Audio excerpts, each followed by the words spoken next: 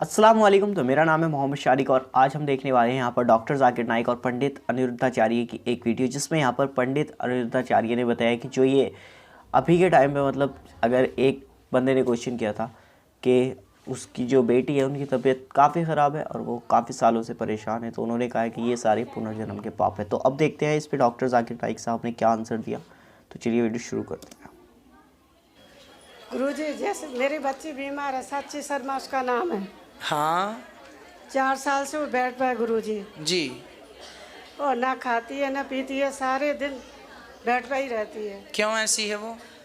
अचानक उसकी तबीयत खराब हो गई, 14-15 लाख रुपए लगा चुकी गुरुजी। तो डॉक्टर क्या कह रहे हैं? कोई कमी भी नहीं है, बिल्कुल कमी नहीं है और नॉर्मल दिखती है वैसे गुरुजी। तो डॉक्टर बता क्या रहे हैं? कमी कुछ भी नहीं? बिल्कुल नहीं है, नॉर्मल है दिखने में। बस 4 साल हो गए गुरुजी, हम ऐसे भटक रहे हैं। 150 डॉक्टर करीब हो गए गुरुजी। अच्छा, हाँ। तो फिर भगवान भी छोड़िए, भगवान ही करेंगे। प्रार्थना ही हम सब कर सकते हैं कि प्रभु उन्हें स्वस्थ रखें। नहीं गुरुजी, मैं इतनी पूजा पाला की करती, सारी बंद हो चुकी पूजा है उसकी वजह से। कोई बात नहीं, भगवान ठीक करेंगे, सब अच्छा होगा, विश्वास रखिएगा। संकट कभी कभी आता है, बड़ा होता है, पर भगवान टाल देते हैं। विश्वास रखिए। गुरुजी, उस पर अचानक से एकदम से अटैक होता है और गुड़िया सोती नहीं है। दिन में 2 घंटे सोती है पिछले 4 वर्ष से। अच्छा, हाँ महाराज जी, और पूरा उसको चक्कर करा तो लिया। आपको क्या लगता है, क्या दिक्कत है उसको? तो महाराज जी, उस पर कोई क्रिया है या उसका कर्म है, प्रारब्ध है, क्या है महाराज जी? कैसे पता चलेगा उसके बारे में? यही है उसका जो पिछले जन्म का कर्म है, वही है। कोई बाहर के भूत बलाय की कोई दिक्कत नहीं है, ऐसा नहीं होता। पर जो हम भोगते हैं, हमारे जो कष्ट होते हैं, वो हमारे ही अपने किसी न किसी जन्म के पापों का हमें दंड होता तो है। महाराज जी, उसको अभी वृंदावन में है, वो कल लेकर आए उसको। अगर वो इसी समय पर उसको लेकर आए, उसको देखने से। हाँ, ले आइए, भगवान जी का दर्शन कराइए, भगवान की दृष्टि पड़ते शायद कृपा हो। महाराज जी, मैं चाहता हूँ उसका ज्योतिष द्वारा, जैसे जन्म दिनांक है उसके आधार पर आप उसके बारे में कुछ बता पाए। ठीक है, आप बता दीजिएगा, हम कर लेंगे। उसका जन्म कुंडली देख लेंगे कि कहाँ पर क्या कमी है। ठीक है, हो जाए यदि तो हो जाएगी, नहीं सबसे बड़ी बात है भगवान की कृपा। बिहारी जी चाहेंगे सब होगा, नहीं तो फिर प्रारब्ध तो है ही। नहीं महाराज जी, गुड़िया है 15-16 साल की, बढ़िया पढ़ रही थी, बीच में से उसके साथ में ये भगवान ठीक करेंगे, बिहारी जी सब अच्छा करेंगे, सबको अच्छा कर रहे हैं, उनको भी करेंगे।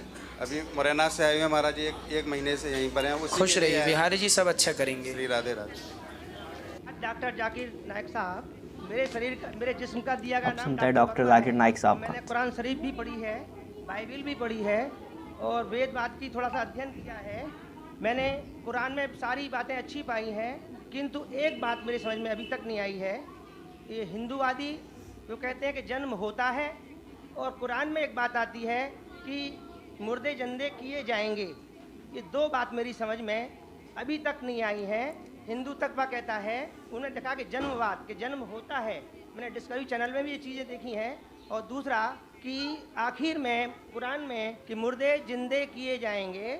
मैंने इस बात को बहुत से पूछा है, किंतु मेरे का इस बात का क्लियरिफिकेशन कोई भी मज़हब, एक तो जन्मवादी, दूसरा जो जन्म नहीं मानता यानी मुर्दों को जिंदा करता है, समझा नहीं पाया। मैं आपसे प्रार्थना करता हूँ कि इस बात को कुरान के माध्यम से और आपके माध्यम से मैं समझने के लिए आपसे गुजारिश कर रहा हूँ। धन्यवाद। डॉक्टर साहब ने अच्छा सवाल पूछा है कि उसने कुरान मजीद पढ़ी और सब बात को तस्लीम करते। सिर्फ एक या 2 बात कि कुरान शरीफ के अंदर मौत आती है, मुर्दे को वापस से ज़िंदगी दी जाएंगी आखिरत में, उनका जिक्र है।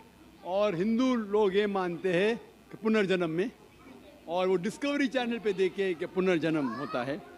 अगर आप देखेंगे, सबसे ऊंची किताब हिंदू मज़हब में वेद।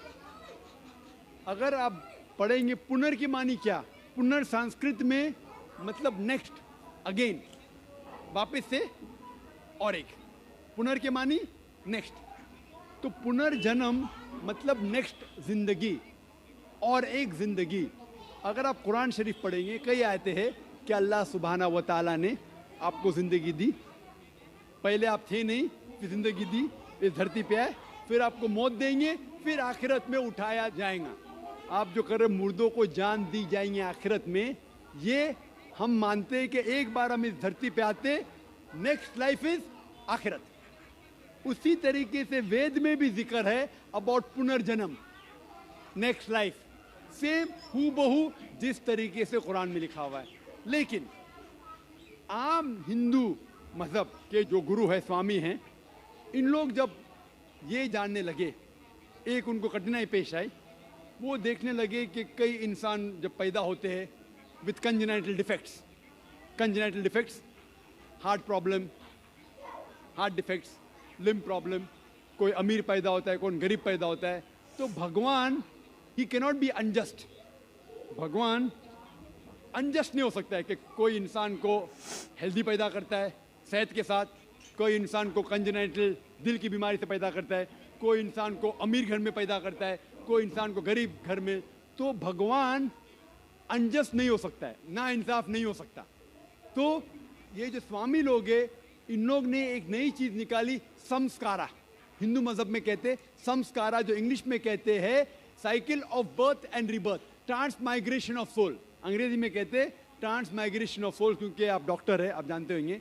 ट्रांसमाइग्रेशन ऑफ सोल अंग्रेजी में कहते, संस्कृत में कहते संस्कारा, birth death, birth death, birth death. कहीं भी वेद में नहीं लिखा हुआ है कि birth death, birth death, birth death, कहीं भी वेद में नहीं लिखा है। चैलेंज है मेरा, ये इन लोग को मिलता है भगवत गीता के श्लोक से। भगवत गीता का श्लोक चैप्टर नंबर 2 में, वर्स नंबर 22 में, उसमें लिखा हुआ है कि जब कोई शख्स अपने कपड़े निकालता है तो वो नए कपड़े पहन लेता है, उसी तरीके से रूह एक नई जिस्म में जाती है। और ये भद्यांकर उपनिषद में भी इसका जिक्र है, आप पढ़ेंगे कि when a caterpillar climbs up the grass of blade, he jumps to a new grass. Same way the soul takes a new body. जिस तरीके से कैटरपिलर घास के ऊपर चढ़ता है और दूसरे घास पे जाता है, उसी तरीके से रूह एक नई बॉडी के अंदर जाता है। तो इस श्लोक के बुनियाद पर इन लोग ने एक फिलॉसफी पैदा की, संस्कारा, कि इंसान जो कर्म के बेस के ऊपर, कर्म और धर्म की फिलॉसफी, कर्म मतलब अच्छे कर्म करोगे धर्म के हिसाब से तो अगले जन्म में आप अच्छे पैदा होंगे।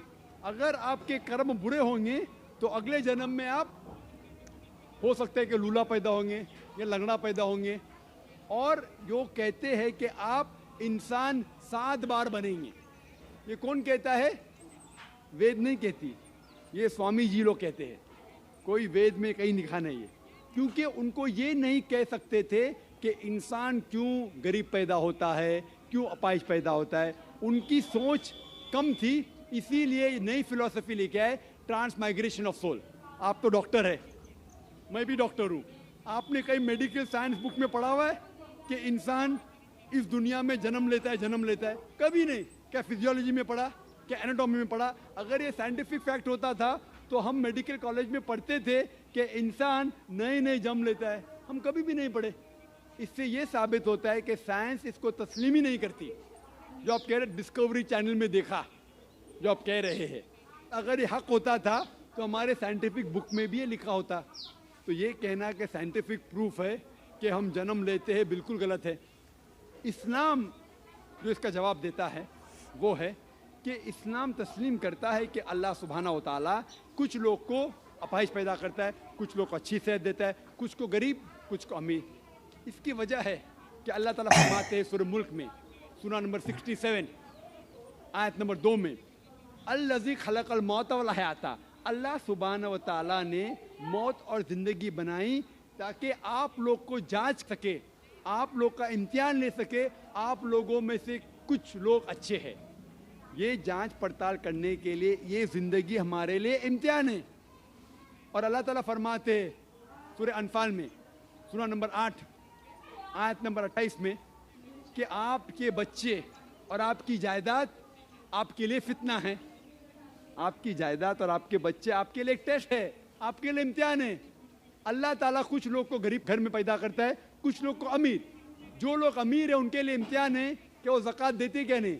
जैसा कि मैंने कहा मेरी तकरीर में, तीसरी बुनियादी बात इस्लाम में है ज़कात। जिस शख्स के पास 85 ग्राम से ज़्यादा सोना है या उसके मुकाबले में धन है, उसको 2.5% ज़कात देना फ़र्ज़ है। जो आदमी अमीर है कुछ अमीर लोग बराबर ज़कात देते, कुछ लोग आधा देते, कुछ लोग देते ही नहीं। तो अमीर इंसान को शायद 100% मार्क्स मिले या 50% मार्क्स मिले या 0% मिले। वो गरीब इंसान को ज़कात में तो 100 मार्क्स मिलता है, 100 आउट ऑफ 100। उसको ज़कात देना ही नहीं। हम कहते रहे बेचारा गरीब इंसान है, लेकिन असल में देखे जाओ तो उसको उस इम्तिहान में, गुर्बत के इम्तिहान में 100% मार्क्स मिले। आप समझ रहे? इसी तरीके से अल्लाह ताला कहते हैं कि आपके बच्चे आपके लिए इम्तिहान है। हो सकता है मिसाल के तौर पे एक अच्छे जोड़ी है, अच्छे मुसलमान है, 5 टाइम नमाज पढ़ रहे हैं, हज को गए हैं, रमज़ान में रोज़ा रखते हैं, ज़कात देते हैं। अल्लाह ताला उनका और बड़ा इम्तिहान लेना चाहता है। जितना बड़ा इम्तिहान उतना बड़ा इनाम। मिसाल के तौर पे अगर आप बीए पास करते तो आपको सिर्फ ग्रेजुएशन मिलता है। अगर आप एमबीबीएस पास करते आपको डॉक्टर कहलाया जाता। डॉक्टर मतलब ऊंचा ओहदा। इसी तरीके से अल्लाह सुब्हानहू व तआला हो सकता है कि उस जोड़ी को इम्तिहान और सख्त देता है और ऐसा बच्चा पैदा करता है जो अपाहिज है। अल्लाह ये देखना चाहता है कि अपाहिज बच्चा पैदा करने के बावजूद वो अल्लाह के ऊपर ईमान रखता है कि नहीं। अगर ईमान रखता है तो अल्लाह उसे जन्नत फिरदौस देना चाहता है। और कठिन इम्तिहान और बड़ा इनाम। हो सकता है कि वो इम्तिहान में फेल हो जाएगा। तो ये कुरान की आयत है, आपके बच्चे आपके लिए इम्तिहान है। कभी कोई भी अगर कलामिटी आती है, कोई भी आपको नुकसान होता है, इधर वो आपके लिए इम्तिहान है या आपके लिए सज़ा है। जब भी कोई भी आपको इनाम मिलता है वो इधर आपके लिए इम्तिहान है या आपके लिए रिवॉर्ड है। तो इसी तरीके से क्योंकि हिंदू मज़हब के जो स्वामी हैं वो इसको नहीं समझ सके, इसीलिए एक नई फिलॉसफी संस्कारा लेके आए जो बिल्कुल वेद में नहीं लिखी है। वेद बात करता है पुनर्जन्म। पुनर्जन्म मतलब नेक्स्ट लाइफ, जिसका जिक्र कुरान में भी है, आखिरत की ज़िंदगी। तो वेद और कुरान सेम ज़िंदगी क्या बात कर रहा है कि इस दुनिया में आप आते हैं, एक बार आते हैं, सही तरीके से जिएंगे तो एक बार काफ़ी है। और ये दुनिया आखिरत के लिए इम्तिहान है। तो बेशक माशाल्लाह आप लोगों ने देखा कि डॉक्टर जाकिर नाइक साहब ने क्या आंसर दिए कि पुनर्जन्म जो है वो एक आखिरत की ज़िंदगी है और वेद भी इस चीज़ को तस्लीम नहीं करता कि दुनिया में आपको कभी पुनर्जन्म मिलेगा, या फिर साइंटिफिकली भी ये प्रूफ नहीं है। लेकिन जो अभी डॉक्टर जाकिर नाइक साहब ने बिल्कुल सही बात की कि जो हिंदुओं के स्वामी हैं उन्होंने इस चीज़ को, अगर किसी को यहाँ पे सज़ा मिल रही है या फिर किसी के साथ कोई भी बुरा हो रहा है तो उसके पुनर्जन्म के बस कर्म है, it's wrong. And I hope कि आपको काफ़ी कुछ सीखने को मिला होगा। तो चैनल को सब्सक्राइब कर लीजिए ऐसी अमेजिंग और इन्फॉर्मेटिव नॉलेजेबल वीडियो देखने के लिए, और इंशाल्लाह आपको बहुत कुछ सीखने को मिलेगा। अल्लाह हाफ़िज़।